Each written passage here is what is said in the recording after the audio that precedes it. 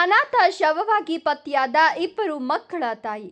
ಪತಿಯೇ ಪ್ರತ್ಯಕ್ಷ ದೈವ ಅಂತಾರೆ. ಆದರೆ ಇಲ್ಲೊಬ್ಬ ಮಹಿಳೆ ಪತಿಯನ್ನ ಬಿಟ್ಟು ಪ್ರಿಯಕರನೊಂದಿಗೆ ಸಂಸಾರ ನಡೆಸಲು ಮುಂದಾಗಿದ್ದು, ಈಗ ಪ್ರಿಯಕರನ ಕ್ರೌರ್ಯಕ್ಕೆ ಇಬ್ಬರು ಮಕ್ಕಳ ತಾಯಿ ಅನಾಥ ಶವವಾಗಿ ಪತ್ತೆಯಾಗಿದ್ದಾಳೆ.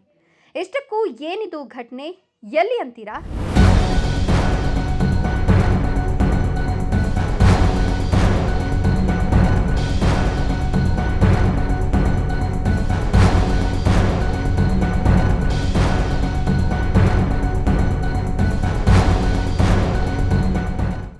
ಒಂದು ಕಡೆ ಅಮ್ಮ ಇನ್ನು ಬರಲ್ಲ ಅನ್ನೋ ಸತ್ಯ ತಿಳಿದು ಬಿಕ್ಕಿ ಬಿಕ್ಕಿ ಅಳ್ತಿರೋ 7 ವರ್ಷದ ಪುತ್ರ, ಮತ್ತೊಂದೆಡೆ ಸಾವಿನ ಅರಿವೇ ಇಲ್ಲದೆ ಸಂಬಂಧಿಕರ ಮಡಿಲಲ್ಲಿ ಆಟವಾಡ್ತಿರುವ 3 ವರ್ಷದ ಹಸುಗೂಸು.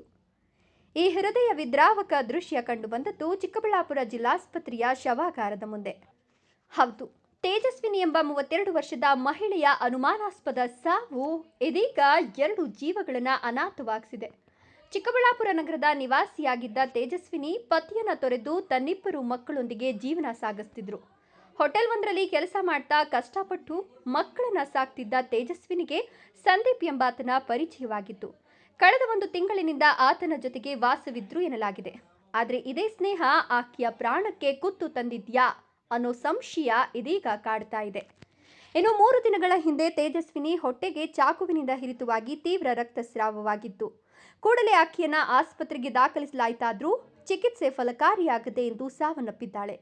ಇದು ಅಪ್ಪಟ ಕೊಲೆ ಅಂತ ಮೃತಳ ಕುಟುಂಬಸ್ಥರು ಶಂಕಿಸುತ್ತಿದ್ದಾರೆ.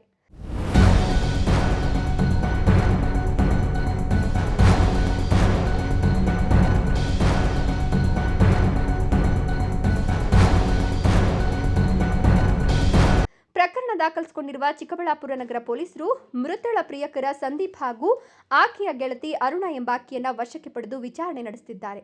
ಒಟ್ಟಾರೆ ಕಟ್ಟಿಕೊಂಡ ಗಂಡನಿದ್ರು ನಂಬಿ ಪ್ರೀತಿಸಿದ ವ್ಯಕ್ತಿಯಿಂದಲೇ ಮಹಿಳೆ ಕೊಲೆಯಾದ್ರೆ ಎಂಬ ಪ್ರಶ್ನೆ ಈಗ ಎಲ್ಲರಲ್ಲಿಯೂ ಮೂಡಿದ್ರೆ, ಹೆತ್ತ ತಾಯಿಯನ್ನ ಕಳೆದುಕೊಂಡ ಈ ಅನಾಥ ಮಕ್ಕಳ ಭವಿಷ್ಯ ಈಗ ಅತಂತ್ರವಾಗಿದೆ.